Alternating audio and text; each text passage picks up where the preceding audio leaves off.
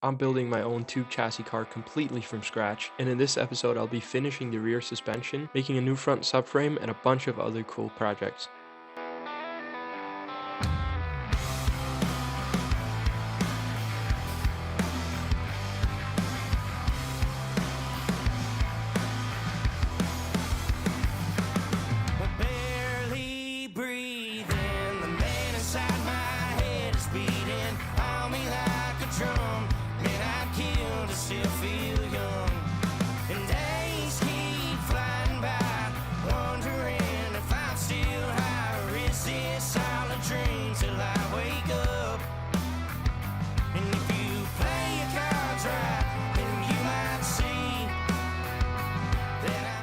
So this is what the shock looks like when it's fully assembled. The shock will sit right here and be kind of exposed. It's kind of hard to hold it. But yeah, it'll sit something like this, sticking halfway out the hood. And on the rear, it's going to sit something like this, which is also going to be extremely cool looking. So it's going to be, quite exposed, except for it's kind of behind the gas tank, which is, I would like for it to be, more exposed than that, but you can still see it from the side and stuff. So I just finished up the prototyping of the rear suspension with the cantilever stuff, with all the mounting points for both the pivot and the actual shock mount, as well as the sort of rod that goes from the A-arm to the cantilever triangle. It does actually fit. It would probably work, but it's only tacked right now, so I'm not gonna try and put too much weight on it. I tried putting weight on the front, and I actually cracked the tack from twisting it too much. I cracked the tack right here, so definitely know where it's going to need some strength, I might even figure out some way to put a brace in here, some bracing to the actual shock mount from this point, because the tube was wanting to twist this way, just from the force on the sort of mounting point down here. But it would also help having these gussets on the bottom as well, like fully welded in and stuff. That would help a lot on the strength that way as well, because it wouldn't allow the tube to twist at all. Now that I know all of the suspension works, I'm going to finish welding up all the pickup points and all of the the shock mounts and tie rod mounts and all that sort of stuff. Just get that done, so that the car can actually come off this sort of structure I've built under it. And then should be able to come on wheels. Then I'm dealing with the shifty hand and lying through my teeth. And I'll go a million miles an hour and set this goddamn house on fire. Smoke a cigarette before I leave. Yeah, that sounds pretty on brand for me. But for me, it's you and I in a room. It's a bad is a bad conversation, and it's all gas. Cut the brakes and drinking late after generates. Calling out to God to give me a sign. Simon of bad state of mind. I just got done taking the welding jig out from under the car, which makes it a lot easier to get under the car to either, weld or wrench on something. So that's really nice. And I also just got almost done making the diffuser, which it's made out of 2mm steel plate, which I originally thought it was going to be carbon fiber. However, I found out that I needed more weight on the back of the car to make the weight distribution a little bit better. So I thought, why not make it out of steel, because it's the furthest back I can go and the furthest down, so it keeps the center of gravity low and keeps me from needing more mass further towards the middle, because if you put mass around here, you'd have to put, however many percent more, maybe double the weight, if you put it here instead of, putting it at the furthest back you can go. And so now I just need to move this very, very big jig. This is like 4 meters long and about 1.5 meters wide. So I have to figure out how to get that both out of here and find a place to put it, because it does take up quite a bit of space. Hopefully I can put it somewhere else, because it definitely can't go in here. I'm also trying the suspension out. I've got everything tightened up, and I've got the tie rods in, set to what seems to be the best angle for right now, so that it doesn't have any bump steer, and set the suspension up. I'm hoping the springs are stiff enough, which is what I'm planning to test right now. So just testing if it bottoms out or whatever, if I put tires on it and set it on the ground, and try and jump on it, probably just to sort of see where we are, in sort of how stiff the springs should be. Because I have one option, which is you can give the springs preload, which will make them more stiff, to a point, obviously. So we've got the tube chassis back in the shop, and I've been doing a couple of things.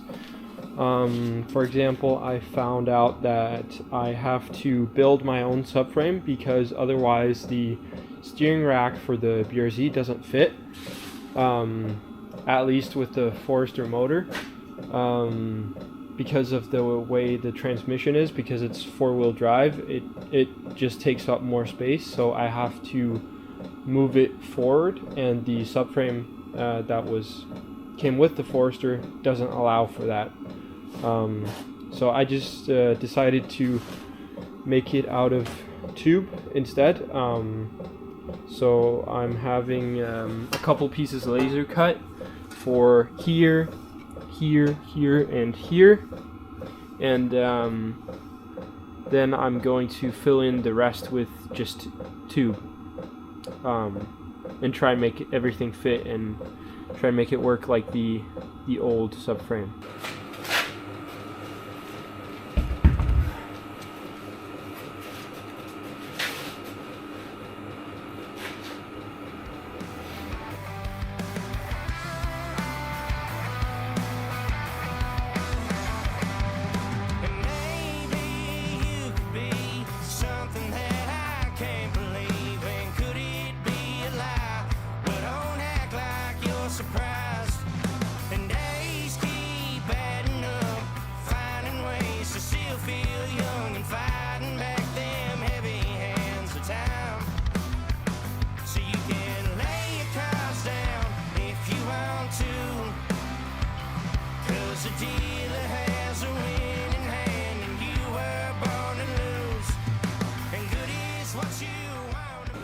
Alright, so as you probably saw, it completely bottomed out. So these springs are way too soft. Like, I can't even, it's sitting on the jack still, and the jack doesn't go any lower. So I'm just gonna jack it up and try to put some preload on the springs and see if that helps. Otherwise I'll have to, buy some stiffer springs if this really doesn't work, because they're almost bottomed out, this actual shocks. But it looks pretty cool though, although it is obviously squatted right now because the front suspension is not in, so I can't put any tires on the front because I have this this jig for the subframe, so can't put any tires on the front. So we're going for the sort of squatted truck look, I guess. Not the best, but it does look pretty cool down on the wheels. This is the first time I've ever had wheels on it, so I had to move the tie rod in a little bit because the actual bolt was hitting on the inside of the wheel, which I knew might be a problem because these are smaller wheels. These are 16-inch, and I'm expecting it to, you know, these are kind of the rally wheels, so they're actually supposed to go on here, so it should fit, you know, but most of the time it's probably going to be like 19-inch or 18-inch wheels. Actually, probably more like 18 for the more like track tires. So should be plenty of space for that. I hope I don't have the brake calipers or rotors on here yet, but I'm very much hoping so, that it still clears and everything. Now, because I chose to make this cantilever suspension, I can actually change the motion ratio between the wheel and the coilover, which means I just put this bolt in one hole further. So that means that the coilover has more leverage over the wheel, which means it's stiffer. Yeah, and I can also make that the other way. So if I wanted it even softer, I can put this one in the lower hole and put this one out here. But this is the max stiffness setting. The way I had it before was a 1-to-1. I don't exactly remember what this is, but it's more stiff at least. I have the calculation somewhere. I think it's 40% more stiff, but yeah, we'll see. Alright, so I just put about 32 millimeters of preload on it from collar to collar. I don't know what that actually translates to, but that's just kind of how I'm measuring it. And as far as I know, it should be fine as long as it's, you know, the same from side to side, so that, you know, nothing crazy happens. Then I can just, you know, adjust it. But let's see. That's a lot more stiff. It almost didn't move. That looks almost perfect, I think. You know what? This is me jumping on it. That's actually perfect. Perfect. Like I mentioned in an earlier episode, we had to knock down a wall to actually get the car out. And we installed a garage door while we were at it, so we can actually get projects in and out. So because I'm waiting on parts for the tube chassis car, I'm actually gonna take this back out again and take back in my black BRZ, which blew up an engine, which I already have rebuilt. I just haven't put it in yet, so that is going to be my next move. So this is actually going to be the first sort of drive on the wheels with the suspension and all that, at least on the back. Obviously the front wheels are not on, but that's going to be carried by the tractor, so should be a lot easier to move with, you know, without having to move, having to have some sort of wheels on the back. So we'll see how it goes.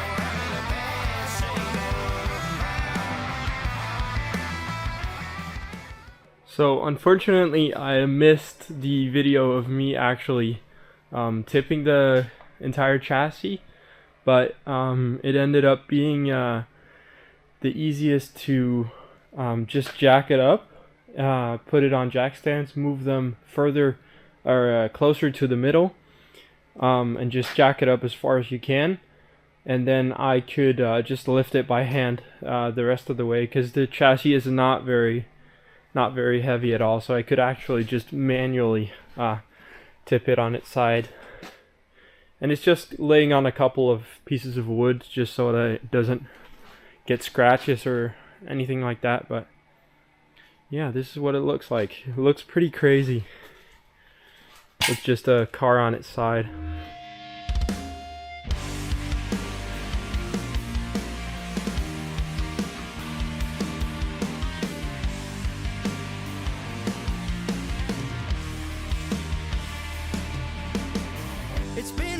since I've hit rock bottom. I'm hoping we can make things right.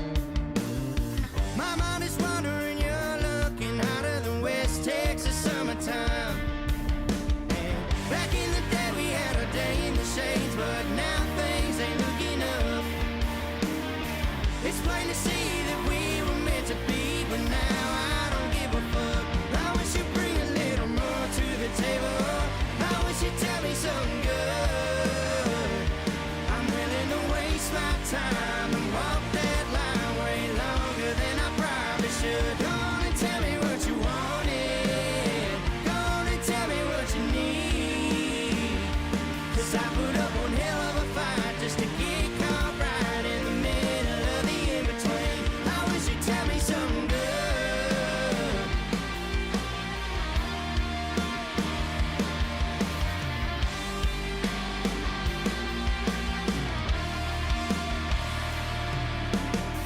That empty bottle looks kinda how you left me, 'cause there ain't no good left inside. I am welding up the battery box that was laser cut from 3mm aluminum, or 1/8 inch. And I'm not fully welding it all the way around, so it was made out of 3 pieces. One that was bent, the main piece that was here, that's bent up here and bent here, and then there's the 2 side pieces that then get welded onto this. But I am not fully welding it, I'm just tacking it because it is it'll be plenty strong.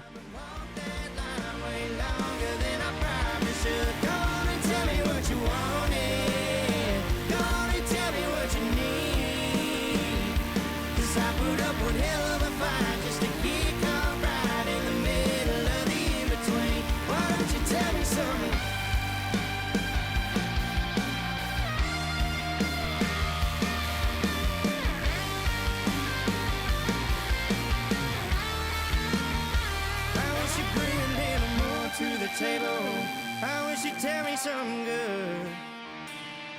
I'm willing to waste my time and walk that line way longer than I probably should. Go on and tell me what you wanted. Go on and tell me what you need.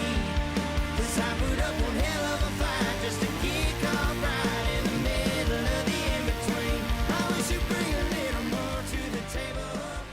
So I only welded it on the ends of the plate and then in the middle, just for stiffening and stuff. So that goes for all the joints, and then I am pretty confident that this is way strong enough for for being a battery mount. And then it just goes, slides right in there, and then I had some tabs cut out of steel that I can then weld onto the tube down here and this one up here as well, and then just bolt it in. And I just realized it just clears the transmission. This was not on purpose, this is kind of a little bit of luck, so very happy it does clear. I'm probably gonna have to remove this battery mount every single time I need to take out the engine, but luckily it's just put in with four bolts on the top, so should be pretty easy, and you wouldn't even need to kind of take the battery out. You could just take out these 4 bolts and then take the whole tray out with the battery. So not too bad, fits pretty good. So there's like 2 inches or so at the bottom of clearance for the transmission to run like different lines and electronics and stuff like that, so that's pretty much perfect. I just made this mock-up of the strut brace. I just 3D printed it, and also the mounts that goes onto the cantilever assembly, just to check that it fits before I machine anything out. So this will be all billet aluminum, and I also made some just design changes based on what I thought about how it looks and stuff like that. So it's a little bit different now, but should be perfect. This is real-time footage of me drilling with a 14mm carbide drill. And drilling is actually one of the quickest ways to remove material when you're machining, but in this scenario, I actually had to machine it after. It's just quicker to drill it out first and then machine after. And this is what it looks like all finished. I'm debating on whether I should anodize it, maybe powder coat it, or paint it, but comment down below what you think.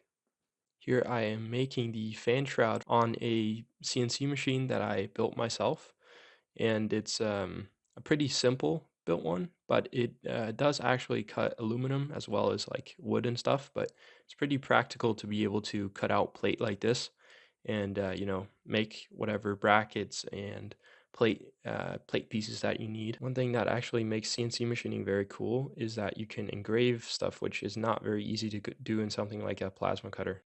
So last time I tried to test fit the engine, I actually put in the axles, the front axles, and put them into the hub and put them into the transmission.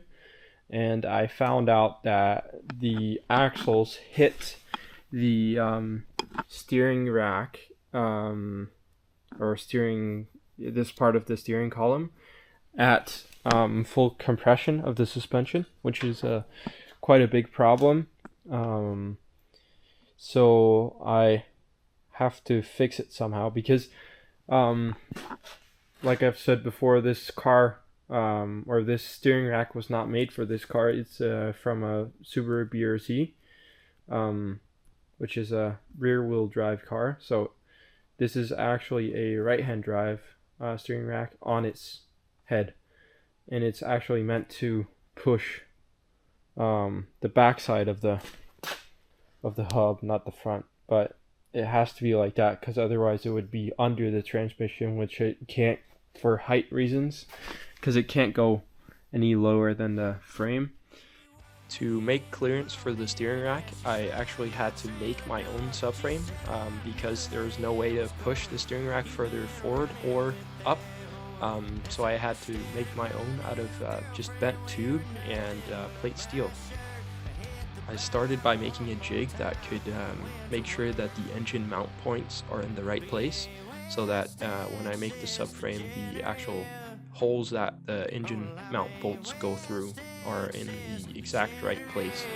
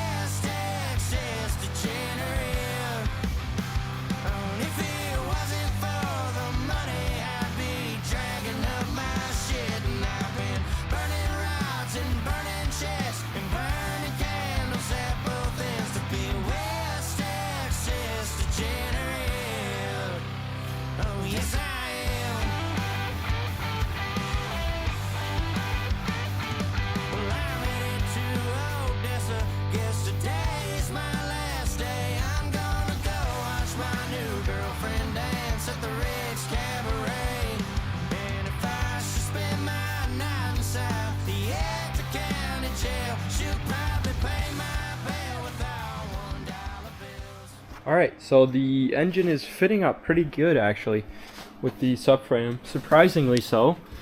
I don't know if you can see the transmission clearance, but it is pretty good. Like, it fits just perfectly with like a few millimeters of clearance, and as well with the rocker cover, it does have some clearance and it sits pretty good. I don't know for sure if it's lower, but it does seem very, very low. Like the headers are like at level with the bottom tube, so I definitely have to make some sort of rocker cover or something so that I don't smash an oil pan, because that is obviously at the same level as well. So but it's pretty good that it's not, you know, under the level of this, so that I can just put a panel on it on the bottom, and it'll be good.